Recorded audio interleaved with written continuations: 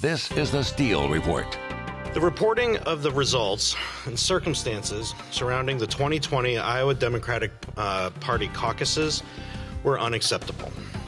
As chair of the party, I apologize deeply. That is Iowa Democratic Party Chairman Troy Price trying to explain what happened this week in the long delay in the reporting of the Iowa caucus results. We'll be talking about that today on the Steele Report. We'll also hear from KWWL station manager John Huff about political advertising. And our program begins right now. Now from KWWL, this is the Steele Report. The one thing I will say is that the underlying data, the raw data, is secure. It was always secure. This was a coding error in one of the pieces on the back end, but the raw data, the data that has come in, is secure, and I can assure Iowans of that. Iowa Democratic Party Chairman Troy Price explaining what happened this week with the Iowa caucuses. And welcome to this week's edition of the Steele Report. During this program, of course, we'll be recapping the historic Iowa caucus week. But first of all, I wanted to welcome to the program KWWL station manager John Huff. And this is not really a self-serving segment by any means, because John is here to talk about a topic that really both of us have gotten a lot of conversation about over the last year. In fact, every 4 years it seems like, and that's political advertising. And John, the main question I get, and you probably too, is why do you have to have so many ads? And tell people a little bit about some of the rules and regulations about, really, the answer is we have to air those ads, don't we? Yeah, we do. Actually, FCC requires us to provide access and provide reasonable access to all candidates, especially the federally qualified candidates.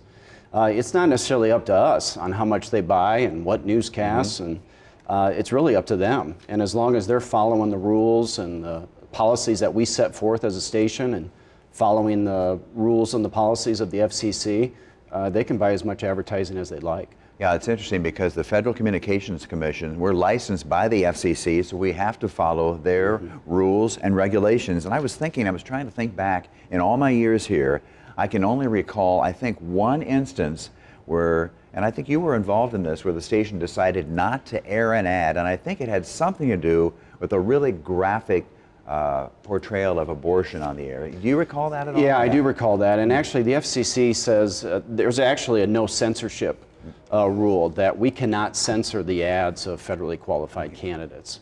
So although there might be some language in there or some statements made in a candidate's commercial that might not seem quite right, we can't censor it.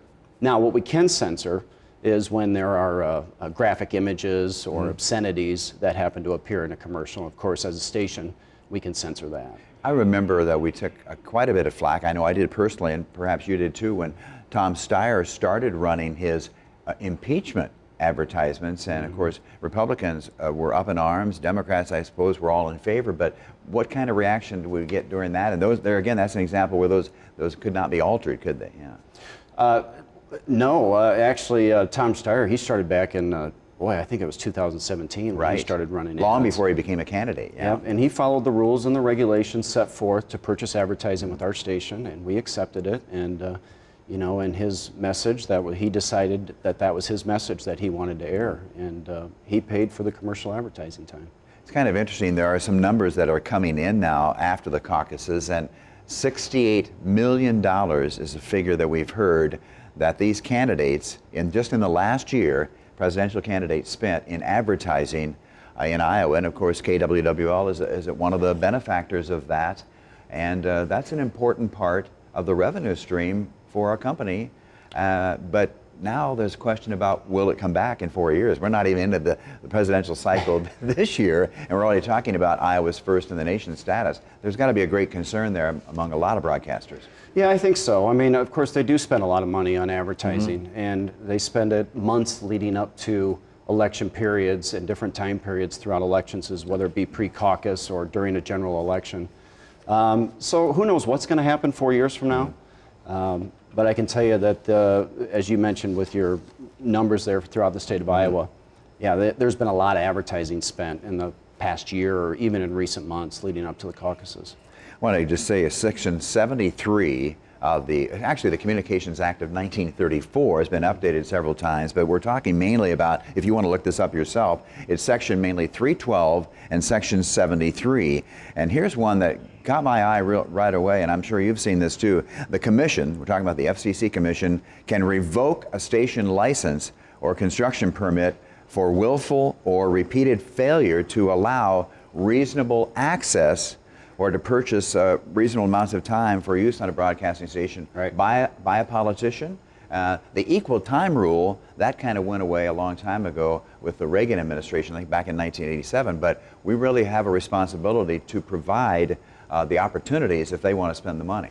We really do, and the reasonable access is throughout our entire television station or television stations. Of course, we have other, the CW and the MeTV station as well. So that's part of our responsibility, is to provide those federally qualified candidates with reasonable access to get their message out. You know, when you mention the word revoke any station license, that's one that gets your attention right away. Yeah, and we take it very seriously. You know, I can't tell you as much behind the scenes that we go through to make sure that the federally qualified candidate ads have the right sponsorship identification on it. There's certain rules they need to follow in their message.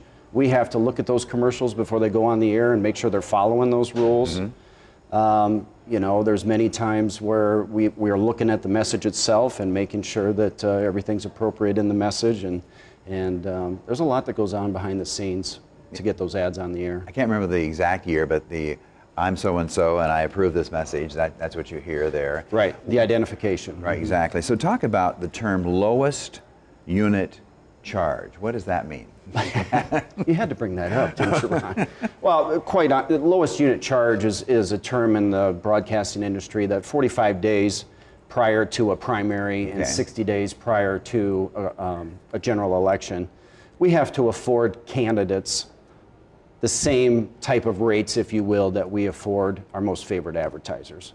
Okay. So there are different sections of time in advertising, and we just have to disclose the lowest unit charges, and they can choose if they want to pay that or not. Now, there's going to be kind of a lull probably in the days following the caucuses, but then this will pick all back up again, and we'll be right back in a general election coming up in November. So that's it's a pretty interesting time. And you mentioned the word inventory. You're really talking about the time available for these commercials, right? Yeah. Right, exactly.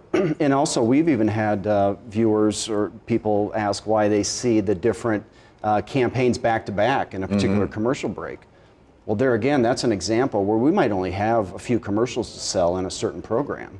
And if we have, as we've seen in the caucuses, if we have multiple candidates advertising, there's only so many places you can put them. So many times you'll actually see a commercial break where there'll be 2 or 3 candidates back to back, because that's all we have available. Now, some of you say to me, you're tired of the commercials.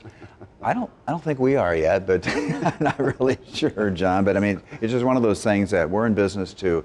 We're not a nonprofit organization. We work for a profit company, right? Yeah. Right, and of course advertising is our revenue stream. So as long as the rules are being followed, as long as we make sure there's the right sponsorship identifications, as long as everybody's playing by the rules, you know, candidates and campaigns can buy advertising just like any other advertiser. Yeah, one of the things out of Section 73, which I think is really interesting, it says a licensee, which would be KWWL, shall have no power over censorship of the material broadcast by any candidate, and then there's exceptions. The newscast, the news interview, the news documentary, on the spot, or what we call breaking news coverage. So there's a lot of rules and regulations, even the news department, that we have to be aware of to make sure that we are being fair to each candidate and all candidates at the best of our ability. Yeah, absolutely. All right, John Huff, thank you very much. I think this is a really fascinating topic, and I know you're going to have more questions as the general election heats up here, head toward November. So our station manager, John Huff, thanks very much for coming in and thanks, kind of explaining all of this. Our Chris Larimer, of course, our KWWL political analyst, who's done such a great job for us this week. He'll join us to recap what has happened in the historic caucus events of this week in just a moment.